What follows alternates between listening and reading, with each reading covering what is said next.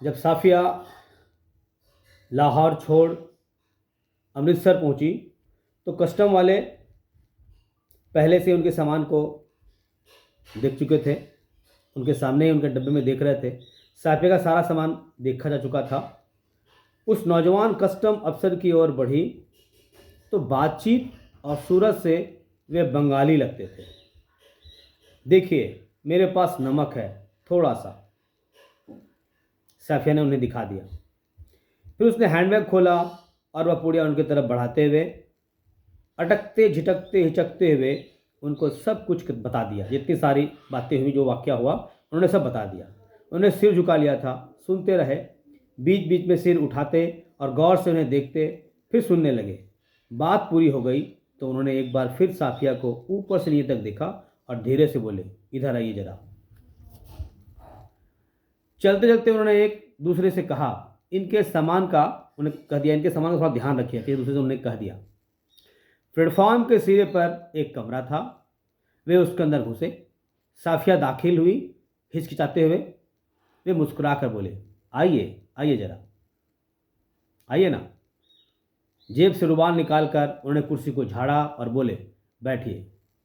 साफिया ने पुड़िया और हैंडबैग को मेज पर रख दिया। बाहर की तरफ झांक कर उन्होंने एक पुलिस वाले को इशारा किया। साफिया के पैर तले की जमीन खिसकने लगी। अब क्या होगा, क्योंकि उन्होंने पुलिस को बुलाया था। दो चाय लाओ, अच्छी वाली। पुलिस वाला साफिया को घूरता हुआ चला गया। फिर उन्होंने मेज की दराज खींची और उसके अंदर दूर तक हाथ डालकर एक किताब निकाली। ध्यान देखिए, ये कस्टम वाला कर रहा है। किताब को साफिया के सामने रखकर उन्होंने पहला सफ़ा खोल दिया। बाईं ओर नजरुल इस्लाम की तस्वीर थी और टाइटल वाले सर पर अंग्रेजी के कुछ धुंधले शब्द थे। शमसुल इस्लाम की तरफ से सुनील दास गुप्त को प्यार के साथ, ढाका 1946। आप समझ लिए, ये जो कस्टम अधिकारी थे, इनका नाम था सुनील दास गुप्ता और इनको शमसुल इस्लाम की तरफ से ये पुस्तक उपहार स्वरूप मिला था 1946 में। तो आप क्या ईस्ट बंगाल के हैं? हाँ, मेरा वतन ढाका है। उन्हें बड़े फख्र से जवाब दिया। तो आप यहाँ कब आए? जब डिवीज़न हुआ तभी आए, मगर हमारा वतन ढाका है। मैं तो 12-13 साल हो गए, पर नजरुल और टैगोर को तो हम लोग बचपन से ही पढ़ते आ रहे हैं। बांग्लादेश में नजरुल और टैगोर जी को बड़ी अदब से जानते हैं लोग।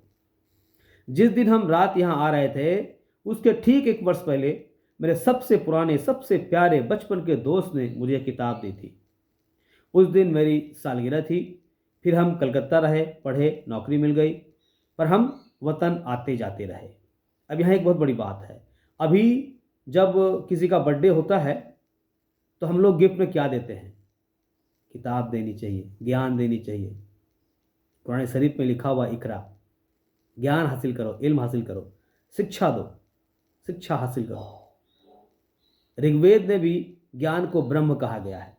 ये बहुत बड़ा वाक्य है। मैं इस पे क्लास में अगर लेक्चर देता तो और बेहतरीन तरीके से दे पाता। आगे बढ़ना है। जब डिवीज़न हुआ तो सभी लोग आए। हमारा वतन ढाका है, ये तो बता दिए। वतन, साफिया ने ज़रा हैरान से होकर पूछा। मैंने आपसे कहा ना, मेरा वतन ढाका है। उन्हें ज़रा बुरा मानकर कहा। हाँ हाँ, ठीक है ठीक है, साफिया जल्दी से बोली। तो पहले बस इधर ही कस्टम था, अब उधर भी कुछ गोलमाल हो गया। उन्होंने चाय की प्याली साफिया की तरफ खिसकाई। खुद एक बड़ा सा घूंट भरकर बोले, वैसे तो डाब कलकत्ता में भी होता है। देखिए, ये वतन परस्ती वाली बातें हैं। अपनी मिट्टी, वो माँ, माटी, मानुस, मातृभाषा का जो प्यार है, प्रेम है, उस पर ये सारी बातें आ रही हैं। उन्होंने चाय पिया। चाय पीने के बाद कहा, वैसे तो डाब कलकत्ता में भी होता है, जैसे नमक यहाँ भी होता है, पर हमारे यहाँ के डाब की क्या बात है। हमारी ज़मीन, हमारे पानी का मज़ा ही कुछ और है। आप जहाँ रहते हैं, जहाँ आपने जन्म लिया है, आपको वहाँ की यादें, कभी आप वहाँ की यादें भुला नहीं पाएंगे। यही है मिट्टी की खुशबू का असर। उठते वक्त उन्होंने पुड़िया साफिया के बैग में रख दी और खुद उस बैग को उठाकर आगे आगे चलने लगे। साफिया ने उनके पीछे चलना शुरू किया।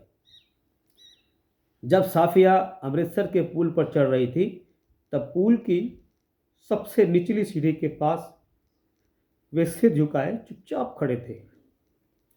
साफिया सोचती जा रही थी, किसका वतन कहाँ है?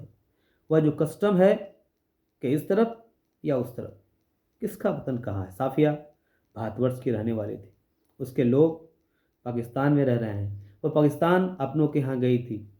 यहाँ से जब वो जा रही थी तो एक सरदारनी ने उन्हें कहा था कि वहाँ जा रही हो तो मेरे लिए नमक लेते आना।